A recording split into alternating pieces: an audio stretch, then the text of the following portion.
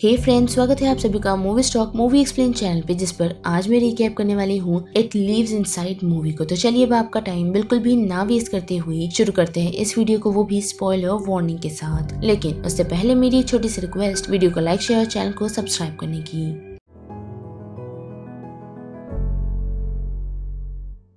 Film की शुरुआत हमें खून से सने एक इंसान से दिखाई जाती है जो किसी डेमोनिक आवाज से बचने की कोशिश कर रहा है, जिसके साथ साथ हम उसके पास एक किताब और एक जार भी देख पाते हैं। लेकिन कुछ दिखाए उससे पहले ही ये सीन यहाँ से कट होकर समिता यानी कि सैम की तरफ बढ़ता है, जो फॉरेन में अपने पेरेंट्स के साथ रहती है और साथ ही उसे इंडियन कल्चर इतना ज्यादा पसंद नहीं, जिस कारण वो अपनी मॉम को दुर्गा पूजा के दिन प्रसाद बनाने के लिए कहा है। लेकिन सैम मना कर देती है, यही कहते हुए कि उसे कुछ दूसरे काम है। जिसके बाद अपने फादर को गुड बाय कहकर वो सीधा स्कूल के लिए निकल जाती है और वही स्कूल में हम टच नामक एक शख्स को देख सकते हैं जो उसे घूमने के लिए पूछता है। लेकिन सैम उसे मना कर देती है, यही कहते हुए कि उसे उसके घर पे पूजा के कुछ काम है। जो सुनते ही रश उसे पूजा के बारे में जानने की कोशिश करता है और हम देख भी पाते हैं कि सैम उसे काफी अच्छे से इन्फॉर्मेशन देती भी है। जिसके बाद हम क्लासरूम में एक लड़की को आता हुआ देख सकते हैं जो काफी ही अजीब दिख रही है और साथ ही वो सैम की बेस्ट फ्रेंड भी रह चुकी है जिसका नाम तमायरा है, और वो दोनों ही इंडिया से बिलोंग करते हैं, जिस कारण उनकी बॉन्डिंग काफी अच्छी हो गई थी। लेकिन कुछ दिनों से तमायरा कुछ अजीब सा बिहेव,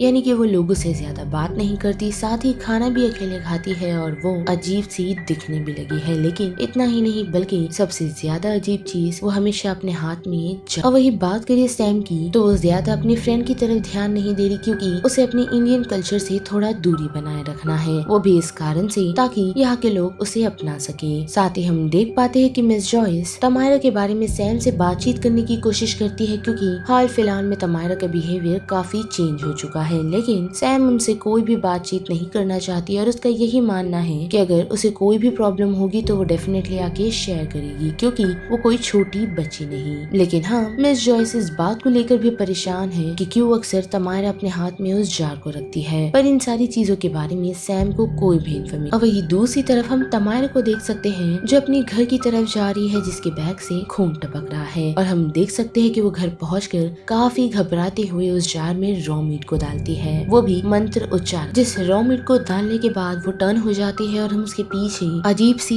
इवलिश आवाज सुन सकते हैं। लेकिन जैसे ही तमायरा पीछे मुड़कर देखती है तो वो नोटिस कर पाती है कि जार में थोड़ा सा क्रैक आ चुका है, जिससे वो और घबरा जाती है और हम क्लियरली ये नोटिस कर पाते हैं कि मे बी उस जार के अंदर कुछ इवलिश है। साथ ही दूसरे दिन हम देख पाते हैं कि तमायरा सैम के पास पहुंचकर उससे यही कहती है कि उसे सैम की हेल्प चाहिए, जो सुनते ही सैम उसकी हेल्प करने को तैयार हो जाती है। लेकिन हम देख पाते हैं कि तमायरा को अजीब अजीब सी आवाजें सुनाई दे रही है, जिससे वो काफी परेशान है और सैम भी परेशान हो जाती है कि तमायरा की हालत ऐसी क्यों है। जिसके साथ साथ तमायरा सैम को ये कहती है कि वो अगर कोई भी चीज उसे बताए तो प्लीज उस पर बिलीव करना, जिसे सैम हाँ ही कहती है। और हम देख पाते हैं कि तमायरा उसे बताती है कि वो इस जार को संभाल नहीं पा रही, जिसे देखकर सैम उसे यही पूछती है कि उसे ये जार कहाँ से मिला, जिसके जवाब में वो सिर्फ उसे इतना ही बताती है कि रास्ते में जाते वक्त ये जार उसे पुकार रहा था, जिसे देख उसे ऐसे ही लगा कि वो उस जार को संभाल लेगी। लेकिन अब वो उस जार को बिल्कुल भी नहीं संभाल पा रही, जो चीज सैम को समझ नहीं आती और वो उससे पूछने लगती है कि उस जार में क्या है, जिसके जवाब में तमायरा उसे बताती है कि इसके अंदर एक मॉन्स्टर है जिसकी भूख दिन ब दिन बढ़ती जा रही है और उसे तमायरा संभाल नहीं पा रही, जो चीज सैम की समझ नहीं आती। तो तमायरा उसे बताती है कि जो सारी कहानियां उन लोगों ने बचपन में सुनी थी वो सच है।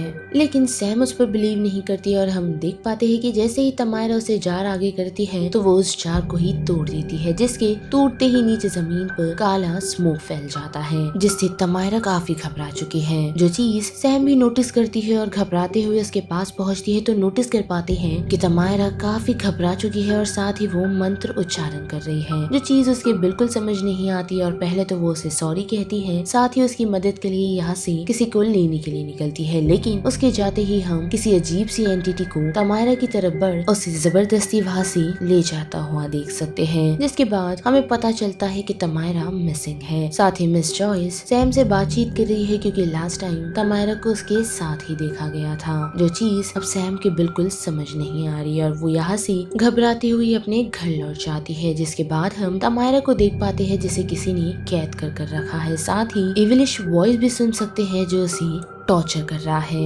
साथ ही उसके हाथ की तरफ हम आग बढ़ता हुआ नोटिस कर पाते हैं जिससे उसके हाथ जल चुके हैं। जिसके बाद दूसरी तरफ हम देख पाते हैं कि सैम के घर पर दुर्गा पूजा रखी गई है जिसमें सभी लोग इनवाइटेड है और साथ ही हम देख पाते हैं कि उस दुर्गा पूजा में तमायरा के लिए प्रे किया जाना था, जिसकी प्रेयर तो सभी लोग करते हैं लेकिन सैम नहीं, क्योंकि उसे ये सारी चीजें काफी ही अजीब लग रही है। पर उसी के साथ वो उनमें से एक औरत से ये सुन सकती है कि शायद तमारे के साथ चौधरी जैसा न हुआ हो, जिसकी इन्फॉर्मेशन वो अपने डैड से लेती है और उसके डैड उसे यही बताते हैं कि चौधरी फैमिली को देखकर ऐसा लगता था कि उन लोगों ने किसी चीज को इंडिया से यहाँ लाया है, जिससे वो लोग काफी घबराए हुए रहते थे। और लास्ट टाइम उनके बेटे करण को नोटिस किया गया था, वो भी अपने आप से बातचीत। जिसके बाद सैम वहाँ से निकलने का डिसाइड करती है, जिसे उसकी मॉम रोकने की कोशिश भी करती है क्योंकि घर में पूजा है, लेकिन सैम सुनती नहीं और सीधा स्कूल की तरफ आ जाती है जहाँ तमायरा को उसने लास्ट टाइम देखा था। और वहाँ उसे एक जर्नल मिलती है जो तमायरा के पास था और वो जर्नल और किसी का नहीं बल्कि करण का है। जिस जर्नल को खोलते हुए वो नोटिस कर पाती है कि उसके अंदर काफी अजीब अजीब सी चीजें लिखी है, साथ ही ये भी कि उस चीज को एक वेसल में कैद करना होगा,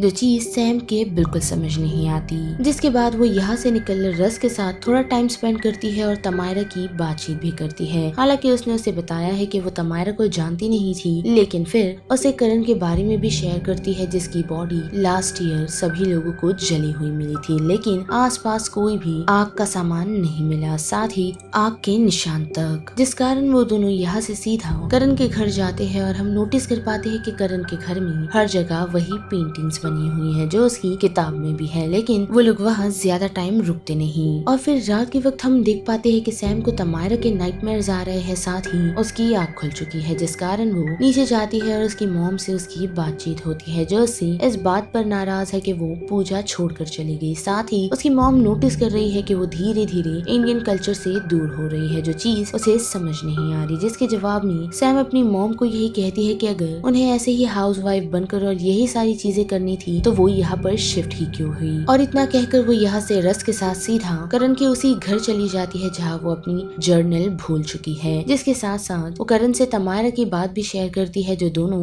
बचपन से ही बेस्ट फ्रेंड थे, लेकिन बड़े होते होते सैम ने ये डिसाइड किया कि उसे नए दोस्त बनाने चाहिए, जिस कारण उसने तमायरा को अकेले छोड़ दिया। और इन्हीं बातों के बीच सैम को अजीब सी आवाजें आने लगती है, जिसे चेक करने के लिए वो जैसे ही आगे बढ़ती है तो उसे कुछ भी नजर नहीं आता। लेकिन हाँ, हम देख पाते हैं कि रस को किसी अजीब सी एंटिटी ने खत्म कर दिया है, जिसे देख सैम पूरी तरह टूट चुकी है। साथ ही घर लौटने पर हम नोटिस कर पाते हैं कि तमायरा की मॉम भी काफी परेशान है और वो यहाँ से जाना चाहती है क्योंकि उसे ऐसा लगता है कि यहाँ के लोग उसे एक्सेप्ट नहीं कर रहे और साथ ही रश की मौत के बाद तो अभी उनके लिए सिचुएशन और खराब हो जाएगी। जिस कारण सैम के डैड उससे बातचीत करने की कोशिश करते हैं, लेकिन सैम उन लोगों से कुछ भी शेयर नहीं करती। जिसके बाद हम तमायरा को देख पाते हैं जिसे और कहीं नहीं बल्कि करण के ही घर में कैद किया गया है, जहाँ से वो लाख कोशिश कर ले भागने की, लेकिन वहाँ से वो भाग नहीं पा रही। साथ ही फिर से बढ़ी सैम की तरफ तो वो रात में नीचे अपनी मॉम को रोता हुआ देखती है, जिसे शांत करवाने की कोशिश करती है, लेकिन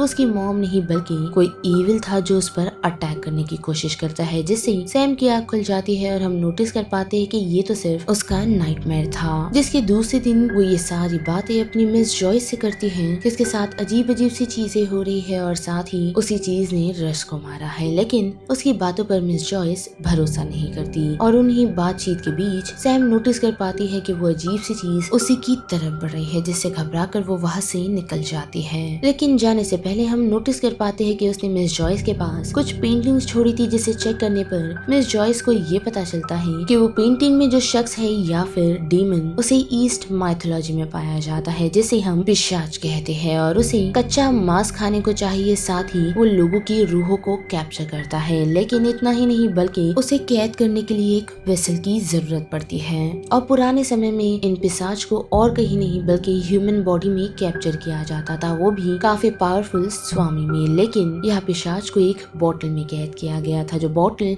और किसी के पास नहीं बल्कि हमने तमायरा के पास देखी, जिसे सैम ने खत्म कर दिया, यानी कि उसने उस पिशाच की बोतल को ही खत्म कर दिया जिसमें पिशाच को कैद किया गया था। जिसके साथ साथ मिस जॉयस ने अब सैम को ये कहा है कि वो वही रुके और वो उसके घर आ रही है, जिसे सैम घबरा चुकी है और अपनी मॉम के पास पहुंचती है, जिसे घबराता देख उसकी मॉम उससे सवाल करती है और उसके जवाब में सैम उसे पिशाच के बारे में बताती है कि ये सच है या नहीं। जिसके जवाब में उसकी मॉम उसे यही कहती है कि हाँ वो सच होता है, लेकिन वो तुम पर हॉन्ट तभी करता है जब तुम्हारे दिलो दिमाग में हेट्रेट या फिर लोनलीनेस हो, यानी कि वो उन स्पिरिट्स को कमजोर करता है, साथ ही उनकी लोनलीनेस का फायदा उठाता है। जिससे सैम को ये समझ आता है कि अब फिलहाल वो पिशाच और किसी के पीछे नहीं बल्कि उसी के पीछे लगा हुआ है, क्योंकि वो उसे उसकी मॉम से दूर कर रहा है, वो भी उनकी हॉन्ट विजन देकर। दूसरा, उसने रश को खत्म कर दिया, साथ ही वो ऐसे ही उसे सभी लोगों से दूर करता जा रहा है, यानी कि पहले तो पिशाच उसे सभी लोगों से अलग करेगा और फिर धीरे धीरे उस पर हावी होकर उसे खत्म कर देगा।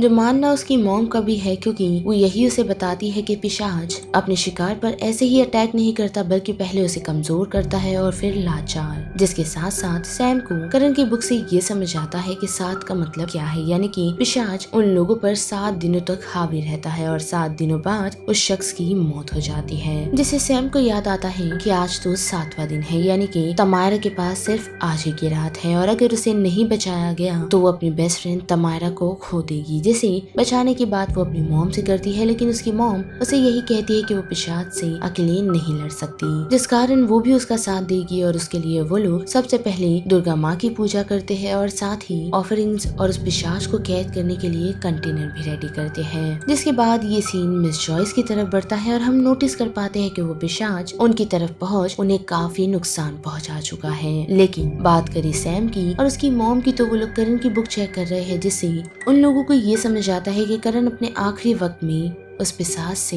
लड़ रहा था, जिस कारण उसने उसके मंत्र यही आसपास कहीं लिखे होंगे और उसकी बुक चेक करने पर उसे और उसकी मॉम को मिल जाता है जो मंत्र और कोई नहीं बल्कि शांति मंत्र है, जिसे देखते ही उसकी मॉम और वो दोनों पढ़ना शुरू करते हैं, जिस कारण वो पिशाच मिस जॉयस को छोड़ सीधा उन दोनों की तरफ बढ़ता है और उन दोनों को अटैक कर घायल कर देता है। साथ ही उन लोगों को मिस जॉयस का वॉइस नोट भी मिलता है, वो भी अटैक के बारे में, लेकिन वो पिशाच ऑलरेडी उन दोनों पर हमला कर चुका है, जो जल्द ही उन लोगों के पास से चला जाता है, क्योंकि सैम की मॉम उस मंत्र को पढ़ती रहती है। साथ ही सैम को ये समझ आता है कि उस पिशाच ने तमायरा को और कहीं नहीं बल्कि करण के घर में ही कैद रखा है, जिसे छुड़ाने के लिए वो उसकी तरफ बढ़ती है और हम देख पाते हैं कि सच में उस पिशाच ने तमायरा को उसी घर में कैद रखा है, जो अपनी लाइफ से हार चुकी है और उसने ये डिसाइड कर लिया है कि उसे कोई भी बचाने नहीं आने वाला। लेकिन सैम उसे ढूंढ लेती है और उसे जगाने की कोशिश करती है ताकि वो दोनों मिल उस पिशाच का सामना कर सके। लेकिन वो तमायरा को वहाँ से लेकर निकले उससे पहले ही वो पिशाच उसके सामने आ खड़ा होता है, जो दिखने में काफी ही भयानक है, जिसे रोकने की कोशिश और उसे कंटेनर में कैद करने की कोशिश सैम तो करती है, लेकिन वो पिशाच उस पर हावी पर उस कंटेनर को भी तोड़ देता है और उसे भी घायल कर देता है। लेकिन उसी दौरान हम तमायरा को देख पाते हैं जो अपनी दोस्त का साथ देने को तैयार हो चुकी है और हम देख पाते हैं कि उन दोनों की बॉन्डिंग से वो पिशाच कमजोर पड़ने लगता है और दोनों कंटिन्यूअसली उस मंत्र को पढ़ने लगते हैं, लेकिन उन लोगों के पास उस पिशाच को कैद करने के लिए कुछ भी नहीं, जिस कारण सैम को मिस जॉयस की बात याद आती है कि काफी समय पहले इन पिशाच को स्वामी लोग अपने अंदर भी रोक कर रखते थे, यानी कि खुद को वेसल बनाकर, जो अब सैम ने डिसाइड किया है, यानी कि वो खुद को वेसल बनाती है और मंत्र की मदद से उसे कैद करने लगती है, जिसमें ना जाने की पूरी कोशिश वो पिशाच तो करता है, लेकिन सैम और तमायरा मिल उसे कैद करने में कामयाब होते हैं, जिससे अब सब कुछ ठीक हो चुका है। लेकिन कुछ दिनों बाद फैमिली गैदरिंग में हम नोटिस कर पाते हैं कि सैम को उस पिशाच को शांत रखने के लिए बार बार रॉ मीट खाना होता है, जिससे अक्सर उसकी फैमिली भी परेशान रहती है। लेकिन फिल्म के एंड में हम नोटिस कर पाते हैं कि तमायरा और सैम एक दूसरे से उस पिशाच के बाहर आने की बातचीत कर रहे हैं, जिसके जवाब में सैम तमायरा को यही बताती है कि वो पिशाच कभी भी उससे बाहर नहीं आएगा और ना ही उस पर हावी होगा। और इतना सुन तमायरा जैसे ही वहाँ से निकलती है तो हम सैम के एक्सप्रेशंस को चेंज होता हुआ देख सकते हैं, जिससे हम ये मानकर चल सकते हैं कि मे बी धीरे धीरे वो पिशाच सैम पर हावी हो रहा है। और यहाँ पर it lives inside me movie का ये पूरा रिकैप खत्म होता है, जिस बारे में आप सभी की क्या राय बनती है उससे लेकर आप मुझे कमेंट सेक्शन में बता सकते हो। साथ ही वीडियो पसंद आई तो वीडियो को लाइक, शेयर और चैनल को सब्सक्राइब करना मत भूलिएगा। बाकी मैं मिलूंगी आपको फिर किसी मूवीज या सीरीज की रीकैप के साथ। तब तक के लिए आप movie stock movie explain channel के बाकी वीडियोस को एंजॉय कीजिए। Till then bye.